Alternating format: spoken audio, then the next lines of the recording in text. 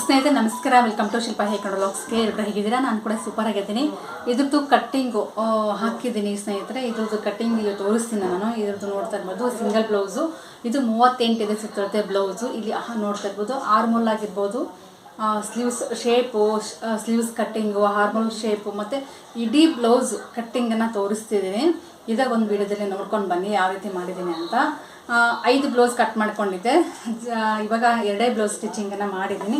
ಇನ್ನು 3 blouse stitch ಮಾಡಬೇಕು. ನೋಡ್ತಾ ಇರ್ಬೋದು, ಇವಾಗ 3 ಬ್ಲೌಸು ಸ್ಟಿಚಿಂಗ್ ಮಾಡ್ತೀನಿ. ಇವಾಗ ಇದ್ರದ್ದು ಕಟ್ಟಿಂಗ್ ತೋರಿಸ್ತೀನಿ. ಸೇಮ್ ಎಲ್ಲ ಒಂದೇ ಅಳತೆ, ಬಟ್ ಒಂದ್ರದ್ದು ಕಟ್ಟಿಂಗ್ ತೋರಿಸ್ತೀನಿ.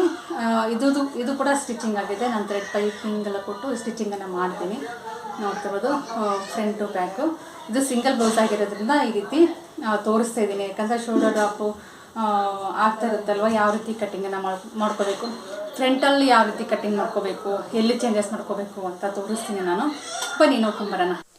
ಸ್ನೇಹಿತರೆ ನೋಡ್ತಾ ಇರ್ಬೋದು, ಇಲ್ಲಿ ನಾನು ಸ್ಲೀವ್ಸ್ ಬಂದುಬಿಟ್ಟು 7 ಇಂಚು ತೊಗೊಂಡಿದ್ದೀನಿ. ಅಂದರೆ ರೆಡಿ ಬಂದು ಇವ್ರದ್ದು 5 ಇಂಚು ರೆಡಿ ಬೇಕು.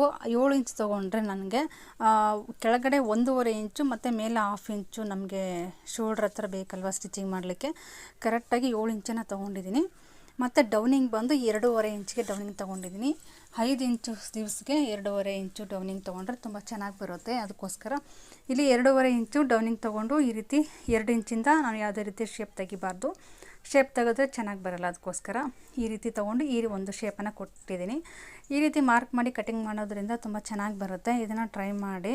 ತುಂಬ ಈಸಿ ಆಗುತ್ತೆ. ಸ್ಲೀವ್ಸ್ ಕಟ್ಟಿಂಗ್ ತುಂಬ ಬಿಗಿನರ್ಸ್ಗಳಿಗೆ ಗೊತ್ತಾಗಲ್ಲ. ಅದಕ್ಕೋಸ್ಕರ ಇವಾಗ ನೋಡ್ತಾ ಇರ್ಬೋದು, ಈ ರೀತಿ ಮಾರ್ಕ್ ಹಾಕ್ಕೊಂಡು ಈ ರೀತಿ ನಾನು ಸ್ಲೀವ್ಸ್ ಕಟ್ಟಿಂಗನ್ನು ಮಾಡಿದ್ದೀನಿ. ಈ ಒಂದು ಸ್ಲೀವ್ಸ್ ಕಟ್ಟಿಂಗ್ ತುಂಬ ಈಸಿ ಇದೆ. ಒಂದ್ಸರಿ ಟ್ರೈ ಮಾಡಿದ್ರೆ ನಿಮಗೆ ಪದೇ ಪದೇ ಕಷ್ಟ ಅಂತ ಅನಿಸೋದೇ ಇಲ್ಲ. ತುಂಬ ಈಸಿಯಾಗಿ ಮಾಡ್ಬೋದು. ಇವಾಗ ಫ್ರಂಟಲ್ಲಿ ನಾನು ಇವಾಗ ಶೇಪ್ ನಿಮಗೆ ತೋರಿಸ್ತಿದ್ದೀನಿ, ಶೇಪ್ ತೆಗಿಬೇಕು ಅಂತ. ಬಟ್ ಇವಾಗ ನಾನು ಶೇಪ್ ತೆಗಿಯಲ್ಲ. ನಾನು ಇಲ್ಲಿ ಕೆಳಗಡೆ ಪಟ್ಟಿ ಕಟ್ಕೊಂಡಾದಮೇಲೆ ನಾನು ಶೇಪ್ ತೆಗಿತೀನಿ. ಓಕೆನಾ? ಇವಾಗ ನಿಮಗೆ ಶೇಪ್ ತೆಗೆಯೋದಕ್ಕೂ ತೋರಿಸಿದೆ ನಾನು ಫ್ರಂಟಲ್ಲಿ. ಇವಾಗ ನ್ಯಾಚ್ ಹೊಡ್ಕೊತೀನಿ. ಇದು ರೆಡಿ ಶೋಲ್ಡರ್ ಹತ್ರ ಮತ್ತು ಫಿಟ್ಟಿಂಗ್ ಹೊಲಿಗೆ ಹತ್ರ ಅದು ಬರಬೇಕು ಅಂತ. ಇವಾಗ ಬಾಡಿ ಮೆಜರ್ಮೆಂಟಲ್ಲಿ ಯಾವ ರೀತಿ ಬರುತ್ತೆ ಅಂತ ತೋರಿಸ್ತೀನಿ. ಇದು ಬಂದು 38 ಇದೆ ಸುತ್ತಳತೆ ಬ್ಲೌಸ್ ಆಗಿರುತ್ತೆ. 38 ಇದೆ ಸುತ್ತಳತೆ ಬ್ಲೌಸಿಗೆ ನಮಗೆ ಶೋಲ್ಡ್ರು ಮತ್ತು ಹಾರ್ಮೋಲು ಮತ್ತು ಸ್ಲೀವ್ಸ್ ಡೌನಿಂಗ್ ಎಲ್ಲ ನೋಡ್ಕೊಂಡ್ರಲ್ವ, ಇದು ಯಾವ ರೀತಿ ಅಂತ ನೋಡ್ಕೊಂಡು ಬನ್ನಿ. ಇದು ಸಿಂಗಲ್ ಬ್ಲೌಸು ಸ್ನೇಹಿತರೆ. ಸಿಂಗಲ್ ಬ್ಲೌಸು ಮೇನ್ ಇಂಪಾರ್ಟೆಂಟ್ ಏನಪ್ಪ ಅಂದರೆ ಹೊಸಬ್ರಿಗೆ ಮಾತ್ರ ಇಂಪಾರ್ಟೆಂಟ್ ಆಗಿರುತ್ತೆ ಅಂತಲೇ ಹೇಳ್ಬೋದು. ಕೆಳಗಡೆ ನಮಗೆ ಎಷ್ಟು ಬೇಕಾದರೂ ಫೋಲ್ಡಿಂಗ್ ಅಂದರೆ ಬಟ್ಟೆ ಮೇಲೆ ಡಿಪೆಂಡ್ ಆಗಿರುತ್ತೆ. ನಾನಿಲ್ಲಿ 1.5 ಇಂಚೆ ಫೋಲ್ಡಿಂಗ್ ಬಿಟ್ಕೊಂಡಿದ್ದೀನಿ, ಸಾಕಾಗುತ್ತೆ ಅಂತ. ಅದಾದಮೇಲೆ ನಾನು ಮತ್ತೆ 14.5 ಇಂಚು ಅಂದರೆ 14 ಇಂಚ್ ರೆಡಿ ಬೇಕು. 1/2 ಇಂಚ್ ಎಕ್ಸ್ಟ್ರಾ ಶೋಲ್ಡ್ರಿಗೆ ಬಿಟ್ಕೊಂಡಿದ್ದೀನಿ. ಶೋಲ್ಡ್ರ್ ಬಂದು 5 ಇಂಚ್ ತೊಗೊಂಡಿದ್ದೀನಿ. 14.5 ನಾನು ಮಾರ್ಕ್ ಮಾಡ್ಕೊಂಡಿದ್ದೀನಲ್ವ, ಬರೀ ಶೋಲ್ಡ್ರು ಅಂದರೆ 5 ಇಂಚ್ ತೊಗೊಂಡಿದ್ದೀನಿ. ಅದರಲ್ಲಿ ನಾನು ಡಿವೈಡ್ ಮಾಡ್ಕೋಬೇಕು. ಮತ್ತು ಹಾರ್ಮೋಲ್ ಬಂದು 5.5 ತೊಗೊಂಡಿದ್ದೀನಿ. 5.5ಗೆ ಚೆನ್ನಾಗಿ ಬರುತ್ತೆ. ಫಿಟ್ಟಿಂಗ್ ಎಲ್ಲ ನೀಟಾಗುತ್ತೆ. 5.5 ಶೋಲ್ಡ್ರ್ ಹಾರ್ಮೋಲ್ ತೊಗೊಂಡಿದ್ದೀನಿ. ಓಕೆನಾ? 9.5 ಚೆಸ್ಟು ಪ್ಲಸ್ 2 ಇಂಚ್ ಮಾರ್ಜಿನ್ಗೆ. ಇದು ಸೊಂಟ ಹತ್ರ ಬಂದು 8 ಇಂಚು ಪ್ಲಸ್ 1 ಇಂಚ್ ಬ್ಯಾಕಿಗೆ ನಮಗೆ ಟಕ್ಸ್ ಇಡಲಿಕ್ಕೆ ಪ್ಲಸ್ 2 ಇಂಚು. ಈ ರೀತಿ ಮಾರ್ಕ್ ಮಾಡಿ ಕಟಿಂಗ್ ಮಾಡೋದ್ರಿಂದ ತುಂಬ ಚೆನ್ನಾಗಿ ಬರುತ್ತೆ. ಇಲ್ಲಿ ಶೋಲ್ಡರ್ ಹತ್ರ ಬರೀ ಶೋಲ್ಡ್ರು ಮತ್ತು 2 ಇಂಚ್ ನೆಕ್ಕು ತೊಗೊಂಡಿದ್ದೀನಿ. ಇದು ಮೇನ್ ಇಂಪಾರ್ಟೆಂಟು ಸ್ನೇಹಿತರೆ. ನಾನು 10 ಇಂಚು ತೊಗೊಂಡಿದ್ದೀನಿ. ನೆಕ್ಕಿನ ಉದ್ದ ಬಂದು 10 ಇಂಚು ತೊಗೊಂಡಿದ್ದೀನಿ. ತೊಗೊಂಡು ಬ್ರಾಡ್ ಎಷ್ಟಪ್ಪ ಅಂತಂದರೆ 3 ಇಂಚು ಬ್ರಾಡ್ ತೊಗೊಂಡಿದ್ದೀನಿ. 2.25 ತೊಗೊಂಡ್ರೆ ಚೆನ್ನಾಗಿ ಕೂರುತ್ತೆ. ನಾನು ಮತ್ತೆ ಸ್ವಲ್ಪ ಕಡಿಮೆ ಮಾಡಿಕೊಂಡೆ, 2.25 ತೊಗೊಂಡೆ, ಚೆನ್ನಾಗಿ ಕೂರುತ್ತೆ ಅಂತಂದ್ಬಿಟ್ಟು. ಮೇಲ್ಗಡೆ 2 ಇಂಚ್ ತೊಗೊಂಡ್ರೆ ನೀವು 2.5-3 ಇಂಚ್ವರೆಗೂ ತೊಗೋಬೋದು ಬ್ರಾಡು ಬ್ಯಾಕಲ್ಲಿ. ಆವಾಗ ನಮಗೆ ಶೋಲ್ಡರ್ ಡ್ರಾಪ್ ಅನ್ನೋದು ಬರೋದಿಲ್ಲ. ಫ್ರಂಟಲ್ಲಾದರೂ ಅಷ್ಟೇ, ಬ್ಯಾಕಲ್ಲಾದರೂ ಅಷ್ಟೇ. ಓಕೆನಾ? ಇಲ್ಲಿ ನಾನು ಸ್ವಲ್ಪ ಕ್ರಾಸಾಗಿ ತೊಗೊಂಡಿದ್ದೀನಿ. ಸ್ಟಿಚಿಂಗ್ ಮಾಡುವಾಗ ಕ್ರಾಸಾಗಿ ಸ್ಟಿಚಿಂಗ್ ಮಾಡ್ಕೋತೀನಿ. ಓಕೆನಾ? ಕರೆಕ್ಟಾಗಿ ಲೆವೆಲ್ ನೋಡಿಕೊಂಡೆ, ಕರೆಕ್ಟಾಗಿದೆ. ಇವಾಗ ಫ್ರಂಟು ಬ್ಯಾಕು ಇವಾಗ ಈ ರೀತಿ ಬಟ್ಟೆ ಹಾಕ್ಕೊಂಡು ಹಾರ್ಮೋಲ್ ಕಟ್ಟಿಂಗನ್ನು ಮಾಡ್ತೀನಿ. ತುಂಬ ಈಸಿಯಾಗಿ ಆರಾಮಾಗಿ ಮಾಡ್ಬೋದು. ಈ ಒಂದು ಕಟ್ಟಿಂಗ್ ತುಂಬ ಈಸಿ. ಈಗ ಒಂದು ಕಟ್ಟಿಂಗ್ ನೋಡಿದ್ರಿ ಅಂತಂದರೆ ನೆಕ್ಸ್ಟ್ ಕಟ್ಟಿಂಗ್ ವಿಡಿಯೋ ನೀವು ಸರ್ಚ್ ಮಾಡಿ ನೋಡೋದೇ ಇಲ್ಲ. ಆ ರೀತಿ ಪರ್ಫೆಕ್ಟಾಗಿ ತಿಳಿಸ್ಕೊಟ್ಟಿದ್ದೀನಿ ಅಂತ ಅಂದ್ಕೊಂಡಿದ್ದೀನಿ. ಆದಷ್ಟು ಕಮೆಂಟ್ ಮೂಲಕ ತಿಳಿಸಿ ಏನೆಲ್ಲ ಅರ್ಥ ಆಯಿತು, ಏನೆಲ್ಲ ಅರ್ಥ ಆಗಿಲ್ಲ ಅಂತ. ನನಗಿಲ್ಲಿ ಫ್ರಂಟಲ್ಲಿ 7 ಇಂಚಿಗೆ ತೊಗೊಂಡಿದ್ದೀನಿ. ಫ್ರಂಟಿಗೆ 7 ಇಂಚು ಮತ್ತು ಬ್ರಾಡ್ ಕೂಡ ಅಷ್ಟೇ. ಫ್ರಂಟಲ್ಲಿ ನಮಗೆ ಬ್ರಾಡು ಮೇಲ್ಗಡೆ 2 ಇಂಚ್ ಇದ್ದರೆ ಕೆಳಗಡೆ 2.5 ಇಂಚು ಬ್ರಾಡ್ ತೊಗೋಬೇಕಾಗತ್ತೆ. ಇದು ಬಂದು ಯು ಶೇಪಲ್ಲಿ ನೀವು ಡ್ರಾ ಮಾಡಿಕೊಂಡು ಕಟ್ಟಿಂಗನ್ನು ಮಾಡ್ಕೋಬೇಕಾಗುತ್ತೆ. ಫ್ರಂಟಲ್ಲಿ ವಿ ಶೇಪಲ್ಲೆಲ್ಲ ತೊಗೊಂಡ್ರೆ ಶೋಲ್ಡರ್ ಡ್ರಾಪ್ ಆಗೋದಂತೂ ಪಿಕ್ಸು. ಯು ಶೇಪಲ್ಲಿ ಇದು ಟಿಪ್ಸ್ ಯಾರೂ ಹೇಳ್ಕೊಡಲ್ಲ, ನಾನು ಹೇಳ್ಕೊಡ್ತಾಯಿದ್ದೀನಿ. ಯು ಶೇಪಲ್ಲಿ ತೊಗೊಂಡ್ರೆ ಶೋಲ್ಡರ್ ಡ್ರಾಪ್ ಆಗೋದಿಲ್ಲ. ವಿ ಶೇಪಲ್ಲಿ ತೊಗೊಂಡ್ರಿ ಅಂತಂದರೆ ಶೋಲ್ಡರ್ ಪಕ್ಕ ಡ್ರಾಪ್ ಆಗುತ್ತೆ. ಅದನ್ನು ಮೈಂಡಲ್ಲಿ ಇಟ್ಕೊಳ್ಳಿ. ನೋಡ್ತಿರ್ಬೋದು ಇವಾಗ ಫ್ರಂಟಲ್ಲಿ ನಾನು ಜಸ್ಟ್ ಟಕ್ಸ್ ಹತ್ರ ಹಿಡಿಬೇಕಲ್ವ, ಅದನ್ನೆಲ್ಲ ಮಾರ್ಕ್ ಮಾಡಿಕೊಂಡು ನೀಟಾಗಿ ಈ ರೀತಿ ಹಾಕ್ಕೊಂಡಿದ್ದೀನಿ. ಎಕ್ಸ್ಟ್ರಾ ಇರುವಂಥ ಬಟ್ಟೆನ ಈ ರೀತಿ ರಿಮೂವ್ ಮಾಡ್ಕೊಂಡಿದ್ದೀನಿ. ತುಂಬ ಈಸಿಯಾಗಿ ಮಾಡ್ಬೋದು. ನಿಮಗೇನಾದರೂ ಅರ್ಥ ಆಗಿಲ್ಲ ಅಂದರೂ ಕೂಡ ಒಂದು ಸರಿ ಬಿಟ್ಟು 2 ಸರಿ ವೀಡಿಯೋ ನೋಡಿ, ಕಂಪಲ್ಸರಿ ಅರ್ಥ ಆಗೇ ಆಗುತ್ತೆ. ಇವಾಗ ನನಗೆ ಕ್ರಾಸ್ ಪಟ್ಟಿಗೆ ಬಟ್ಟೆ ಸ್ವಲ್ಪ ಅಟ್ಯಾಚ್ ಮಾಡಬೇಕು, ಯಾಕಂದರೆ ಬಟ್ಟೆ ಶಾರ್ಟೇಜ್ ಬರ್ತಾಯಿದೆ. ಅದಕ್ಕೋಸ್ಕರ ಇನ್ನೊಂದು ಪೀಸ್ ಜಾಯಿಂಟ್ ಮಾಡಿಕೊಂಡು ಅಟ್ಯಾಚ್ ಮಾಡ್ಕೊತೀನಿ. ಇವಾಗ ಇದಕ್ಕೆ ನಾನು ಕವರ್ ಮಾಡ್ಕೊತೀನಿ. ಯಾವುದೇ ಪೀಸ್ ವೇಸ್ಟ್ ಮಾಡಬಾರ್ದು.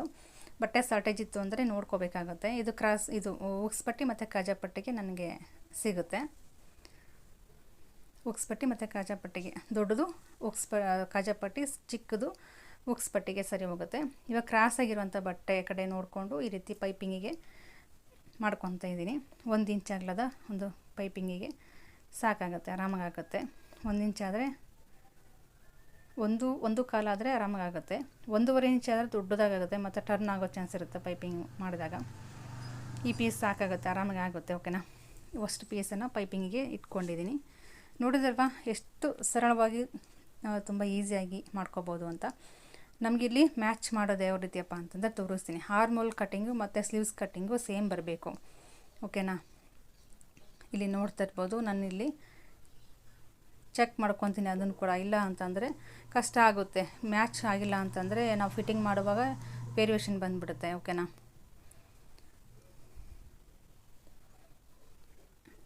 ಇನ್ನೊಂದು ಚೂರಲ್ಲಿದೆ. ಏನಪ್ಪ ಅಂದರೆ ಶೋಲ್ಡರ್ ಹತ್ರ ನಾವು ಹಿಡಿಬೇಕಲ್ವಾ, ಕ್ರಾಸಾಗಿ ತೊಗೋಬೇಕು. ಶೋಲ್ಡರ್ ಇನ್ನೂ ನಾನು ಸ್ಟಿಚ್ ಮಾಡುವಾಗ ಕ್ರಾಸಾಗಿ ಹೋಗುತ್ತೆ. ಈ ರೀತಿ ನೋಡ್ಕೋಬೇಕು. ಒಂದು ಸರಿ ಇಲ್ಲ ಇನ್ನೊಂದು ಸರಿ ಚೆಕ್ ಮಾಡಿಕೊಂಡು ನಮಗೆ ಫಿಟ್ಟಿಂಗ್ ಹೊಲಿಗೆ ಕರೆಕ್ಟಾಗಿ ಬರ್ತಾಯಿದೆ. ನೋಡ್ತಾ ಇರ್ಬೋದು, ಫಿಟ್ಟಿಂಗ್ ಹೊಲಿಗೆ ಮಾತ್ರ ಕರೆಕ್ಟಾಗಿ ಬರ್ತಾಯಿದೆ. ಸಾಕಾಗುತ್ತೆ ನನಗೆ. ಈ ರೀತಿ ಮ್ಯಾಚ್ ಮಾಡಬೇಕಾಗುತ್ತೆ ನೀವು. ಇಲ್ಲ ಅಂತಂದರೆ ಲೈನ್ಸು ಫಿಟ್ಟಿಂಗ್ ಮಾಡುವಾಗ ಕರೆಕ್ಟಾಗಿ ಬರಲ್ಲ. ಆ ರೀತಿ ಮಾಡಬೇಕಾಗುತ್ತೆ. ನೋಡಿದ್ರಲ್ವಾ, ಇವಾಗ ಅಪ್ಪಿತಪ್ಪಿ ಏನಾದರೂ ಸ್ಲೀವ್ಸ್ ಜಾಯಿಂಟ್ ಮಾಡಬೇಕು ಅಂದರೆ ನನಗೆ 1 ಇಂಚ್ ಸಿಗ್ತಾಯಿದೆ. ಇನ್ನೊಂದು 1/2 ಇಂಚ್ ಆದರೆ ಸಾಕಾಗುತ್ತೆ. ಬಟ್ಟೆ ಆ್ಯಡ್ ಮಾಡಿಕೊಂಡ್ರೆ ಮಾಡ್ಕೊತೀನಿ. ನೋಡಿದ್ರಲ್ವಾ, ಇಷ್ಟು ಈಸಿಯಾಗಿ ಇಷ್ಟು ಆರಾಮಾಗಿ ನಾವು ಕಟ್ಟಿಂಗನ್ನು ಮಾಡ್ಬೋದು. ಒಂದಿಷ್ಟು ಬ್ಲೌಸ್ಗಳಿತ್ತು, ಅದನ್ನು ಕಟ್ ಮಾಡಿ ಇಟ್ಕೋಬೇಕು. ಒಂದು ಕಟ್ ಮಾಡಿ ತೋರಿಸಿದ್ನಲ್ವ, ಅದೇ ರೀತಿ 4 ಬ್ಲೌಸು ಕೂಡ ನಾನಿಲ್ಲಿ ಕಟ್ ಮಾಡಿ ತೋರಿಸ್ತಾ ಇದ್ದೀನಿ. ಇದು ಮಾಮೂಲಿ ಸೀರೆ, ಮೆತ್ತನ ಸೀರೆ ಸ್ನೇಹಿತರೆ. ಇದನ್ನು ಗ್ರ್ಯಾಂಡಾಗಿ ಬ್ಲೌಸ್ ಹೊಲಿಬೋದು. ಯಾವ ರೀತಿಯಪ್ಪ ಅಂತಂದರೆ, ಈ ಸೀರೆ ಮತ್ತು ಬ್ಲೌಸ್ ಪೀಸ್ ಎಲ್ಲ ಅಪೋಸಿಟಲ್ಲಿದೆ ಅಲ್ವಾ, ಇದು ಬ್ಲೂ ಬಂದು ಬ್ಲೌಸ್ ಪೀಸು. ಸೀರೆ ಡಿಸೈನ್ ಎಲ್ಲ ಬಂದಿದೆಯಲ್ಲ, ಹೂವು ಎಲ್ಲ ಬಂದಿದೆ ಅಲ್ಲ, ಅದು ಸೀರೆ ಬಂದಿದೆ. ಅದನ್ನು ಫುಲ್ಲು ಗ್ರ್ಯಾಂಡಾಗಿ ಹೊಲಿಬೋದು. ಯಾವ ರೀತಿ ಅಂತಂದರೆ, ಸೀರೆಲ್ಲ ನಾನು ಕಟ್ ಮಾಡ್ಕೊತೀನಿ. ಯಾಕಪ್ಪ ಅಂತಂದರೆ ಪಫ್ ಸ್ಲೀವ್ಸ್ ಮಾಡಲಿಕ್ಕೆ ಆಪೋಸಿಟಲ್ಲಿ ತುಂಬ ಚೆನ್ನಾಗಿ ಕಾಣಿಸುತ್ತೆ ಅಂತ ಆ ರೀತಿ ಮಾಡ್ಕೊತೀನಿ. ಇವಾಗ ಕಟ್ ಮಾಡ್ಕೊಂಡೆ ನೋಡಿ. ಇಷ್ಟು ಆದರೆ ಅವ್ರಿಗೆ ಪಫ್ ಸ್ಲೀವ್ಸ್ ರೆಡಿ ಆಗುತ್ತೆ. ಇನ್ನೊಂದು ಏನಪ್ಪ ಅಂತ ನೀವು ಡೌಟ್ ಬರ್ಬೋದು, ಸೀರೆ ಕಡಿಮೆ ಆಗಲ್ವಾ ಅಂತ. ಸೀರೆ ಕಡಿಮೆ ಆಗಲ್ಲ. ಇಷ್ಟು ಕಟ್ ಮಾಡ್ಕೊಂಡ್ರೆ ಏನೂ ಆಗಲ್ಲ. ತುಂಬ ಜಾಸ್ತಿ ಎಲ್ಲ ಮಾಡ್ಕೊಳಕ್ಕೆ ಹೋಗ್ಬಾರ್ದು. ಓಕೆನಾ, ಇಷ್ಟು ಮಾಡ್ಕೊಂಡ್ರೆ ಆರಾಮಾಗಿ ಆಗುತ್ತೆ.